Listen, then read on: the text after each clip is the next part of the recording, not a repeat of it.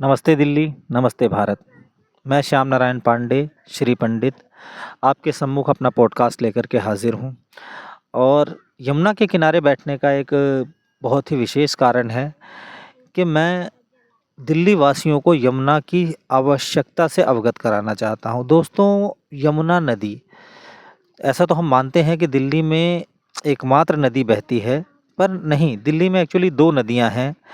एक नदी है यमुना, जिसको हम सभी जानते हैं, और दूसरी नदी है सहीबी नदी, जो सीकर से निकल कर के गुरुग्राम के रास्ते दिल्ली में नजफ़गढ़ की ओर से दाखिल होती है और आकर के यमुना में मिलती है।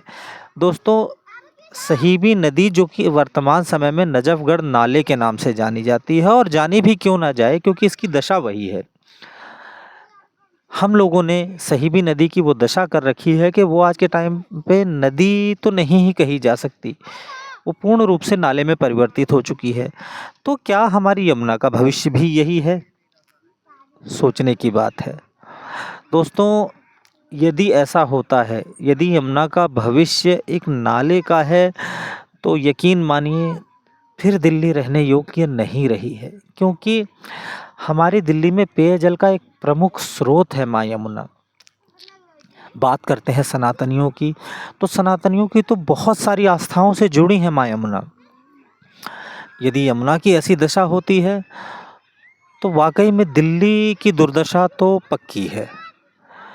और जैसा कि अभी हमारी एक दिल्ली के अंदर चुनाव संपन्न हुए हैं, दिल्ली के चुनावों में आम आदमी पार्टी, जो कि अपने किए गए वादों और उसके यू टर्न के लिए बहुत ही ज़्यादा प्रसिद्ध है, एवं दिल्ली में हर तरह के अवैध संस्कृति को बढ़ावा देने वाली है, उसका अंत हुआ है।